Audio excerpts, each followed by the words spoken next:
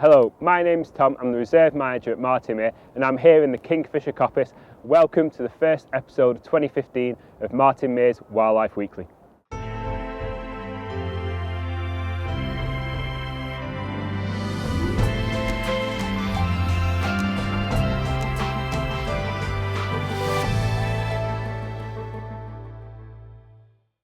So the honking that you hear in the background are all the whooper swans which have come up for the evening feed here at Martin Mere. We've got about 1,300 whooper swans, and all the whooper swans we get come from Iceland. Iceland's got a population of around 30,000, so we get nearly 8% of Iceland's total population, which means we're one of the best sites in the country to come and see whooper swans up close and personal. Now, whooper swans are really easy to tell apart from any other wildfowl we get at Martin Mere. One thing, they stand out from the crowd, big, white, and they've got a yellow cheese wedge on the bill, which makes them really easy to tell apart, not only from the other ducks and geese, but from all the other swan species that we get at Martin Mere. So all the whooper swans we've got on site, they all come from Iceland, and Iceland's got a population of 30,000 whooper swans up there in summer, breeding with them in the very remote northern areas of the country. But because Iceland's so far north, it gets very cold and there's not enough food to sustain them through the winter periods. So the swans make an incredible journey of 500 miles from Iceland to the top of Scotland and then slowly move down the country until they find the perfect overwintering site such as Martin Mere to spend the winters and see out the worst of the weather. So one of the reasons why all the whooper swans like to come to Martin Mere in the winter time is we're an oasis for wildlife surrounded by all this agricultural land.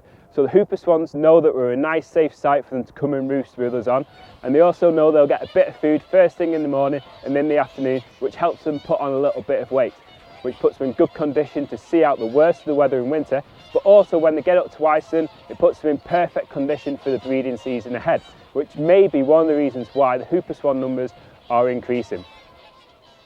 So while the swans with us on site, we like to do a little bit of research with the birds. One of the things we like to do is look at the rings that the birds have on the legs. There's a big darbic ring on one leg and a small metal ring on the other leg.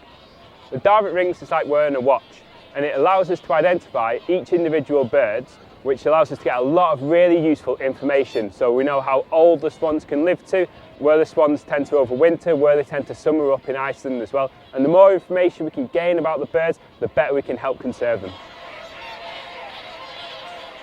One of the swans that we rung in the past, she's got a tag on called VJA, and we've named her Virginia. And she's actually the oldest swan that comes back to Martin Mere year after year. She was rung in 1993 as an adult, so she's at least 23 years old. Normally when whooper swans find an overwintering ground as an adult, they'll stay there and come back year after year.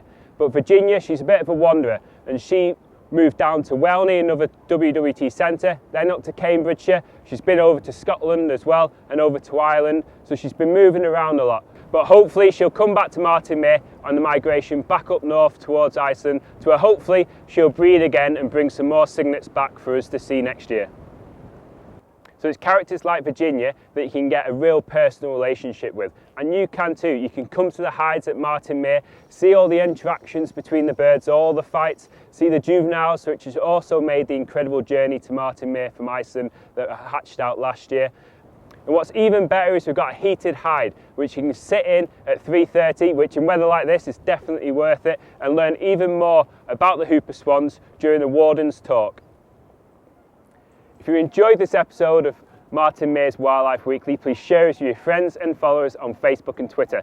And if you're interested, log on to our webpage and sign up for our e-newsletter, where you'll find about everything that's going on at Martin Mere and the most up-to-date Wildlife Weeklies as well.